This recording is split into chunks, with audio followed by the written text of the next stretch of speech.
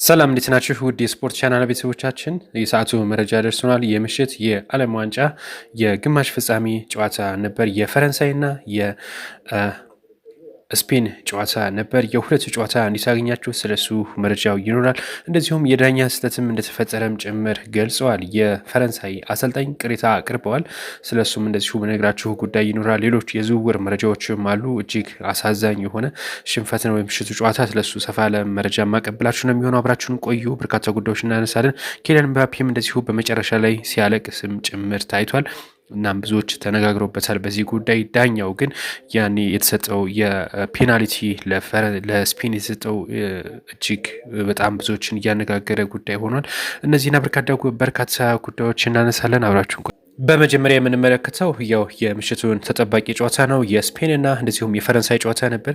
2-0 መሸነፏ ይታወቃል ፈረንሳይ። ከዚህ ጋር በተገናኘ ግን የፈረንሳዩ አሰልጣኝ ቅሬታቸውን ማቅረባቸው የተነገረው ፔናልቲ የተሰጠበት መንገድ ትክክል አልነበረም ሲሉ ነው የገለጹት። እናም በዚህ ምክንያት በዳኛው ላይ ቅሬታ እንዳላቸው እንደዚሁ አሳውቀዋል። ያው በርካቶችም ሀሳብ እየሰጡበት ነው የሚገኙት በዚህ ጉዳይ። ኬሊያን ምባፔም ጭምር ሲከራከር ነበር። በቫርም አልታየልንም ምናልባትም ተመትቷል። መመታቱን ግን ያን ያክል ፋውል የሚመስል አይደለም፣ ለኳስ የተሰነዘረ ነው የመታው ሲሉ ነበር እንግዲህ ቅሬታቸውን ሲያቀርቡ የነበሩት ማለት ነው። እና ከዚህ ጋር በተገናኘ ግን የፈረንሳይ አሰልጣኟ ጋር ፈረንሳይ ያው ከአሰልጣኟ እንደምትለያይ ይፋ ሆኗል። በቀጣይ እንግዲህ ፈረንሳይ አሰልጣኝ የሚሆኑት ዚነዲን ዚዳን እንደሚሆኑም ጭምር መረጃዎች ወጥተዋል። የ2014 የዓለም ዋንጫ ሩብ ፍጻሜ፣ የዩሮ 2016 ዩሮ ፍጻሜን እንደዚሁም የ2018 የዓለም ዋንጫ አሸናፊ የዩሮ 2020 16 ጥሎ ማለፍ እንደዚሁም የ2021 የኔሽን ሊግ አሸናፊ የ2022 የዓለም ዋንጫ ፍጻሜ የዩሮ 2024 የግማሽ ፍጻሜ ማድረስ ችለዋል እና ዲዲዬ ዶሾ ካሁን በኋላ የፈረንሳይ ብሔራዊ ቡድን አሰልጣኝ እንደማይሆኑም ጭምር ነው ያታወቀው ማለት ነው። እንግዲህ ስፔን እና ፈረንሳይ ባደረጉት ጨዋታ ላይ ዳኛው የሰራውን ሸፍጥ ወይም ደግሞ የዳኛው እንደዚህ ማድረጉን በተመለከተ ሲቃወሙ ነበር። ዳኛው ግማሽ ፍጻሜ የመዳኘት አቅም አለው ብዬ አላምንም ሲሉ ዲዲዬ ዶሾ ገልጸዋል። አሰልጣኝ ዲዲዬ ዶሾ በስፔን ከደረሰባቸው ሽንፈት በኋላ የዕለቱ ዳኛ ላይ ያላቸውን ቅሬታ አሳውቀዋል። ተጫዋቾቼ አዝነዋል ያሉት አሰልጣኙ ጥያቄ እጠይቃለሁ፣ ጥያቄውን ግን እኔ አልመልስም።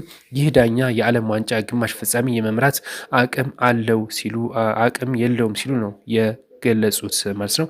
ያም ሆነ ይህ ግን ፈረንሳይ ተሸንፋለች ማለት ነው። ስፔን ወደ ቀጣዩ ማለፏን ይፋ አድርጋለች። በዛሬው ምሽት እንግሊዝና እንደዚሁም ደግሞ አርጀንቲና ይገናኛሉ። ከዛም ስፔን ከሁለቱ አሸናፊዎች አንዱን በፍጻሜ የምትገናኝ ነው የሚሆነው። የስፔኑ አሰልጣኝ እንደገለጹ ከሆነ ተጫዋቾች የከባዱን ነገር ቀላል አድርገውታል። ከ16 ዓመት በኋላ ስፔን ለፍጻሜ ያደረሱት አሰልጣኝ ሉዊስ ዲ ላፎንቴ እና ከተጫዋቾቹ ጋር ያላቸውን ቅርርብ ይበልጥ አጠናክረን አሁንም ወደ ዋንጫው እናቀናለን ሲሉ ነው የገለጹት። 16 ዓመት በኋላ ነው በነገራችን ላይ ስፔን ለዚህ ለፍጻሜ የደረሰችው። ትልቅ ታሪክ ነው። እንግዲህ ስሜቴን ለመግለጽ ይከብደኛል ሲሉ ተጫዋቾቹ ባስመዘገቡት ውጤት ኮርቻ ያለው ብለዋል። አሰልጣኝ ተጫዋቾቹ ሲጫወቱ ማየት ትልቅ ደስታን ይፈጥርልኛል ያሉ ሲሆን እነሱ ከባዱን ነገር ቀላል አድርገው አሸንፈን ወጥተናል ሲሉ እንደዚሁ የስፔን ብሔራዊ ቡድን አሰልጣኝ ይፋ አድርገዋል። ያው እንግዲህ ብዙዎችን ያነጋገረ ነበር የምሽቱ ጨዋታ። እናንተ በዚህ ጉዳይ ምን ሀሳብ አስተያየት አላችሁ?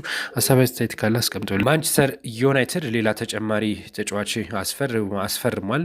ዩሪ ቴልማንስ በዩናይትድ ለ5 ዓመታትን እስከ 2031 የሚቆየውን ኮንትራት በይፋ ተፈራርሟል። ዩሪ ቴሌማንስ እንግዲህ ይህን ያክል ላለፉት ቀጣይ ወደ 5 ዓመታት ለሚጠጋ ያክል እንደሚቆይ ነው ይፋ የተደረገው። ማንቸስተር ዩናይትድ በመቀላቀሌ ምን ያህል ኩራት እንደተሰማኝ ለመግለጽ ይከብደኛል ሲል ቴሌማንስ ከፊርማ በኋላ ይፋ አድርጓል። በእግር ኳስ ሁሉም ነገር በውሳኔ ላይ የተመረኮዘ ነው ያለው ቴሌማንስ ማንቸስተር ዩናይትድን ሲፈልገኝ ሁለቴ አላሰብኩም፣ ለሰኮንዶችም አላመነታውም ሲል ከካስሜሮን ያጻው እና ማኑኤልን ኡጋርቴን ግልጋሎት በጉዳት ለማያገኙት ለዩናይትዶች የቴሌማንስ ፊርማ ቡድኑን ያጠናክራል ተብሎ ነው የተጠበቀው። እንግዲህ ካስሚሮን አጥቷል፣ ያው ይታወቃል።